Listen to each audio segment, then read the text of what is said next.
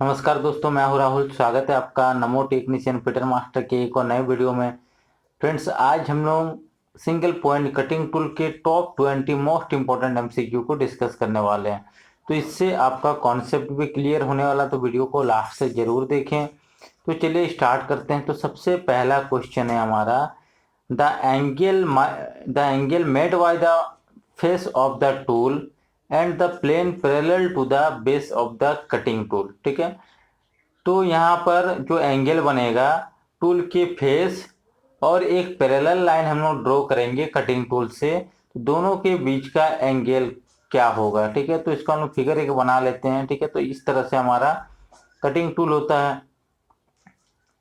ठीक है, तो इस फेस को, ठीक है, इस पार्ट को फेस कहा जाता है। क्लियर। तो फेस और इस पार्ट को बेस कहा जाता है। ठीक है, तो फेस और बेस के पैरेलल, ये हमारा बेस है। ठीक है, ये हमारा बेस है। बेस के पैरेलल एक हम लोग लाइन ड्रॉ करेंगे और फेस दोनों के बीच का एंगल हमारा क्या हो जाएगा, दोनों के बीच का एंगल हमारा रेक एंगल हो जाएगा। ठीक है, तो यहाँ पर ए ऑप्शन हमारा सही हो जाएगा। नेक्स्ट क्वेश्चन क्या है, नेक्स्ट क्वेश्चन है हमारा, the type of tool used on lathe, shaper and planer. ठीक है, तो लेथ में, शेपर में, प्लानर में हम लोग क्या करते हैं, सिंगल पॉइंट कटिंग टूल का यूज करते हैं, जबकि मिलिंग, ब्रॉचिंग, इस सब में हम लोग मल्टी पॉइंट कटिंग टूल का यूज करते हैं। तो यहाँ पे single point cutting tool answer हमारा हो जाएगा। नेक्स्ट क्वेश्चन है, the angle between the tool face and the ground and surface of flank. ठीक है, तो जब हमारा इस तरह से कटिंग टूल होता है, ठीक है, तो इस पार्ट को हम लोग फेस कहते हैं। और फेस और ग्राउंड इंड फ्लैंक सरफेस, ये हमारा क्या है, फ्लैंक सरफेस है। कटिंग एज के नीचे का जो सरफेस होता है उसको फ्लैंक कहते हैं। ठीक है, तो इंड फ्लैंक सरफेस यानी जो आगे का सरफेस होगा, तो दोनों के बीच का एंगल को हम लोग क्या कहेंगे, दोनों के बीच का एंगल को हम लोग कहेंगे फ्लैंक। ठीक है, ये एंगल, सॉरी, ये एंगल हमारा हो जाएगा लिप एंगल। ठीक है, नेक्स्ट क्वेश्चन हमारा, the angle on which strength of the tool depends. ठीक है, तो कौन सा एंगल है जिसके ऊपर कटिंग टूल का स्ट्रेंथ डिपेंड करता है। तो कटिंग टूल का स्ट्रेंथ डिपेंड करता है रेक एंगल के ऊपर। ठीक है, तो अगर रेक एंगल मान लीजिए ज्यादा होगा तो हमारा जो कटिंग टिप होगा वो थिन होगा। ठीक है, ये इसका थिकनेस कम होगा, जिससे हमारा कटिंग टूल का स्ट्रेंथ घट जाएगा। और अगर हम लोग पॉजिटिव ब्रेक एंगल को कम रखेंगे, यानी अगर मान लीजिए इस तरह से हमारा नेगेटिव ब्रेक एंगल होगा तो उसका, अगर नेगेटिव ब्रेक एंगल होगा तो उसका स्ट्रेंथ ज्यादा होगा। क्लियर। नेक्स्ट क्वेश्चन हमारा, the rake angle required to machine brass by high speed steel.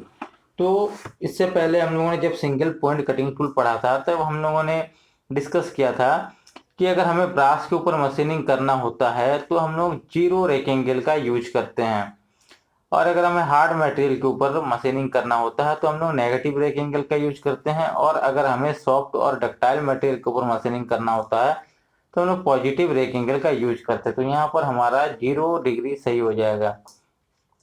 Next question हमारा, the negative rake usually provided on. तो जो नेगेटिव ब्रेक एंगल होता है ये कर्वाइड टूल में प्रोवाइड किया जाता है। क्लियर। नेक्स्ट क्वेश्चन हमारा, a single point thread cutting tool should ideally have. ठीक है, तो यहाँ पर स्पेलिंग मिस्टेक है। A single point thread cutting tool में क्या होता है, जीरो रेक एंगल प्रोवाइड किया जाता है। क्लियर।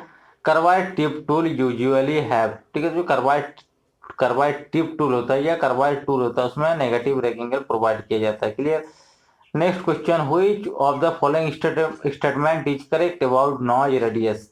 ठीक है, तो नॉइज रेडियस क्या करता है, देखिए कटिंग टूल में नॉइज रेडियस टूल लाइफ को इम्प्रूव करता है और जो सरफेस फिनिश होता है इसको भी इम्प्रूव करता है। तो हमारा बी ऑप्शन, सॉरी हमारा सी ऑप्शन ये सही हो जाएगा। Next question, side rake angle on tool is provided to control chip. तो जो साइड रेक एंगल होता है वो चिप को फ्लो करने में मदद करता है। ठीक है, तो आप लोगों को पता होगा जो चिप फ्लो होता है वो रेक फेस से होकर फ्लो होता है, लेकिन जो साइड रेक एंगल होता है, ठीक है, जो साइड रेक एंगल होता है यहाँ पर आप देखेंगे ये क्या है, साइड रेक एंगल। तो चिप जब फ्लो होता है ये साइड रे के एंगल से होके चिप बाहर की ओर चला जाता है, ठीक है। तो साइड रे के एंगल चिप फ्लो को कंट्रोल करता है। Clear. Next question, small noise radius, ठीक है। अगर किसी कटिंग टूल में स्मॉल नॉइज रेडियस होगा तब क्या होगा? अगर स्मॉल नॉइज रेडियस होगा तो उसमें ज़्यादा स्ट्रेस डेवलप होगा और नॉइज रेडियस में ज़्यादा हीट पैदा होगा, ठीक है, ज़्यादा हीट डेवलप होगा। क्लियर। और अगर नॉइज रेडियस ज़्यादा रहेगा तो हमारा कटिंग टूल वाइब्रेट करेगा जिससे हमें सही सरफेस फिनिश नहीं मिल पाएगा। Next question, which angle is provided on tool for prevent tool from rubbing the work, ठीक है। तो कौन सा एंगल प्रोवाइड किया जाता है कटिंग टूल में जिससे हमारा कटिंग टूल और वर्क दोनों के बीच घर्षण ना होता है, ठीक है, घर्षण नहीं होता है। तो यहाँ पर हमारा रिलीफ एंगल सही हो जाएगा, ठीक है, रिलीफ एंगल या क्लियरेंस एंगल, जिसके कारण हमारा कटिंग टूल और जॉब के बीच घर्षण नहीं होता है। Next question, which angle of cutting tool control the geometry of chip flow, ठीक है। तो कौन सा एंगल होता है कटिंग टूल का जो चिप फ्लो का जियोमेट्री, ठीक है, यानी जो कंटिन्यूअस चिप होता है, डिसकंटिन्यूअस चिप होता है, ठीक है, ये क्या है? Chip geometry. तो उसको कंट्रोल करता है, तो ये हमारा कंट्रोल करता है रेक एंगल, ठीक है। तो चिप्स के बारे में हम लोग आगे जानेंगे, ठीक है। लास्ट 1920 क्वेश्चन है हमारा, ठीक है, उसमें हम लोगों ने इसको जो चिप ज्योमेट्री है इसको डिस्कस करेंगे उसमें हम लोग। तो रेक एंगल क्या करता है? चिप ज्योमेट्री को कंट्रोल करता है। Next question, which angle of cutting tool control the chip flow, तो इसको हम लोगों ने पढ़ा था। साइड रेक एंगल क्या करता है? चिप फ्लो को कंट्रोल करता है। The angle by which the face of the tool is inclined sideways is called, तो कौन सा एंगल है जिसके कारण हमारा कटिंग टूल का फेस साइड की तरफ इंक्लाइंड होता है? तो हम फिगर में देखेंगे तो जो हमारा साइड रेक एंगल है इसके कारण हमारा फेस क्या होता है? इंक्लाइंड होता है। यहाँ पर आप देखेंगे ये फेस हमारा क्या है? इंक्लाइंड है। किसके कारण? साइड रेक एंगल के कारण।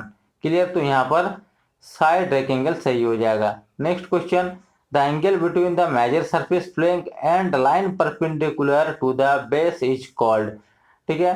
तो मेजर सरफेस फ्लैंक कौन वाला है? ठीक है, तो मेजर सरफेस फ्लैंक, इस पोर्शन को हम लोग क्या कहेंगे? मेजर सरफेस फ्लैंक, ठीक है।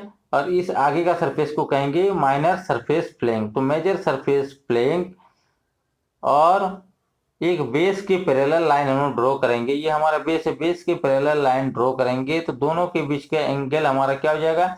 साइड रिलीफ एंगल हो जाएगा, ठीक है। या हम लोग कह सकते हैं कि इस एंगल के कारण हमारा जो मेजर फ्लैंक है, मेजर फ्लैंक सरफेस है, वो इंक्लाइंड होता है। क्लियर। नेक्स्ट क्वेश्चन है हमारा, the angle between the end cutting edge and the line perpendicular to the shank, ठीक है। तो एंड कटिंग एज और सेंक के पैरेलल लाइन दोनों के बीच का एंगल हमारा क्या होगा? तो ये हमारा एंड कटिंग एज है, ठीक है। तो एंड कटिंग एज और एक अगर हम लोग सेंक के पैरेलल, ये हमारा क्या है? ये हमारा सेंक है, ठीक है। तो सेंक के परपेंडिकुलर एक लाइन हम लोग अगर ड्रॉ करेंगे, ठीक है, तो इस एंगल को देखिए, एंड कटिंग एज एंगल, ठीक है। तो ये एंड कटिंग को अगर हम लोग जब आगे बढ़ाएंगे, ठीक है, और यहाँ से एक परपेंडिकुलर लाइन ड्रॉ करेंगे तो दोनों के बीच का एंगल हमारा क्या हो जाएगा? And cutting as angle. या हम लोग कह सकते हैं ये ऐसा एंगल है जिसके कारण हमारा एंड फ्लैंक सरफेस इंक्लाइंड होता है। Clear. Next question, the factor responsible for formation of discontinuous chip, ठीक है। तो कौन कौन सा फैक्टर रेस्पॉन्सिबल है डिसकंटिन्यूअस चिप्स के फॉर्मेशन के लिए? ठीक है, तो यहाँ पर हमारा low cutting speed and small rake angle, low cutting speed और स्मॉल रेक के कारण डिसकंटिन्यूअस चिप फॉर्म होता है जब हम लोग ब्रिटल मटेरियल के ऊपर मशीनिंग करते हैं। क्लियर। और अगर हम लोग डक्टाइल मटेरियल के ऊपर मशीनिंग करेंगे और हमारा लो कटिंग स्पीड और स्मॉल रेक एंगल होगा तो उसमें कंटिन्यूअस चिप फॉर्म होगा विथ बिल्ट अप एज, ठीक है। वो हम लोग आगे डिस्कस करेंगे। तो नेक्स्ट क्वेश्चन हमारा क्या है, the high cutting speed and large rake angle of the tool will result in the formation of, अगर कटिंग स्पीड ज्यादा होगा और लार्ज रेक्टेंगल होगा तो किस तरह का चिप फॉर्म होगा, तो चिप फॉर्म होगा कंटिन्यूअस चिप। ठीक है, जब हम लोग किसी डक्टाइल मटेरियल के ऊपर मशीनिंग करेंगे, ठीक है, अगर हम लोग डक्टाइल मटेरियल के ऊपर मशीनिंग करेंगे, कटिंग स्पीड हमारा हाई रहेगा और लार्ज रेक्टेंगल रहेगा तो हमारा कंटिन्यूअस चिप फॉर्म होगा। Next question, the low cutting speed and small rectangle responsible for the formation of. तो हम लोगों ने अभी पढ़ा था कि लो कटिंग स्पीड होगा तो, और लो कटिंग स्पीड और स्मॉल रेक्टेंगल होगा तो हमारा डिसकंटिन्यूअस चिप होगा। डिसकंटिन्यूअस चिप्स कब होगा, जब हम लोग ब्रिटल मटेरियल के ऊपर मशीनिंग करेंगे, और अगर हम लोग डक्टाइल मटेरियल के ऊपर मशीनिंग करेंगे तो हमारा continuous chip with built up edge form होगा। क्लियर, तो यही था टॉप 20 मोस्ट इंपॉर्टेंट एमसीक्यू। तो अगर आप लोगों को ये जानकारी अच्छा लगा तो वीडियो को लाइक करके शेयर जरूर कर दीजिए, और अगर आप हमारे चैनल में नए हैं तो चैनल को सब्सक्राइब करके बेल आइकन को प्रेस करके ऑल जरूर कर लीजिए, जिससे आपको मेरे सारे वीडियो का नोटिफिकेशन सबसे पहले मिल जाएगा। तो फ्रेंड्स, मिलते हैं नेक्स्ट वीडियो में, तब तक के लिए धन्यवाद।